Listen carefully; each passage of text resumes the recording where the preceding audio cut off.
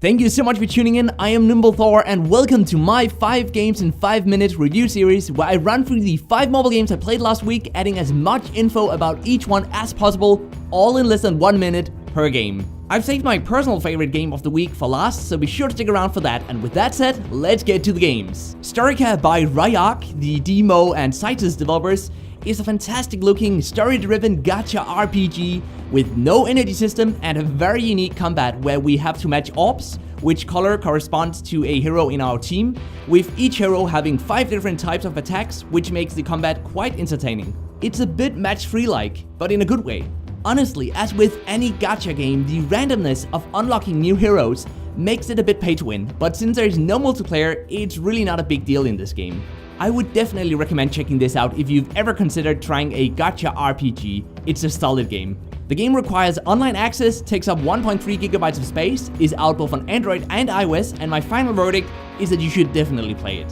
Rune Rebirth is a single-player, offline playable RPG that has one of the most convoluted and bad UIs, but some of the most interesting combat I've seen in a while.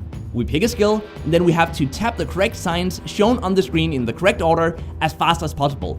Think of letter word games where you have to spell a word as quickly as possible.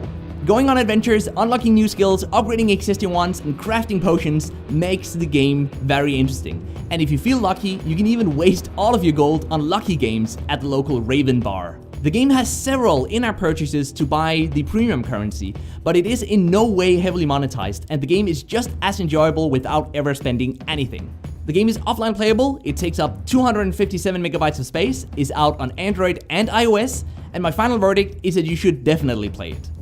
Coined as a third-person, hero-based RPG shooter, Hero Hunters has us assemble a team of up to 5 heroes and then play through a single-player mission and real-time PvP battles, switching between these heroes at any given time, while the other 4 heroes are controlled by a bot until we switch to them. Heroes are unlocked through a gacha system, and there is an energy system for the single-player matches as well, but the many game modes, campaign, PvP, co-op raids, gauntlet, daily raids, etc. makes the game interesting enough for me to at least recommend checking it out. You might want to turn off the notifications for this game though. The game requires you to be online, takes up 1.13 gigabytes of space, is out on Android and iOS, and my final verdict is that you should consider playing it. The Pirate Code beta has us battle it out as pirate ships in a 5 vs 5 mobile-like sea game where we fight over control of an area in the middle of the map. We can upgrade our ships, buy new ships, and unlock new captains for our ships through in-game gold, or speed up the process by buying in-app purchases, which does add a slight pay-to-win aspect to the game, as both captains and the ships define which skills you can use in-game. The graphics are stunning and the game's fun, but I have my doubts about the matches actually being online, as it feels like we're fighting bots at some times. Still, the game's in beta, so I'll cut it a bit of slack on that front.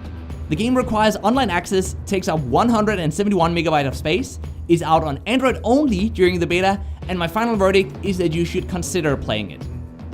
Much like the fantastic browser game Motherload, Deep Loot has us dive and dig our way to the bottom of the ocean, loot everything we find along the way from dinosaur bones to oyster pearls, buy upgrades to our diver, boat, and weapon, and then rinse and repeat. The game's a great time waster, has a neat soundtrack, and monetizes through selling gold or a coin doubler for $4 US. It's an easy casual game to recommend. The game is offline playable, takes up 103 megabytes of space, is out on Android and iOS, and my final verdict is that you should definitely play this game as it's my favorite of the week. Thanks for watching, let me know which game was your favorite, and until next time, just keep gaming, stay awesome, and I'll see you guys around.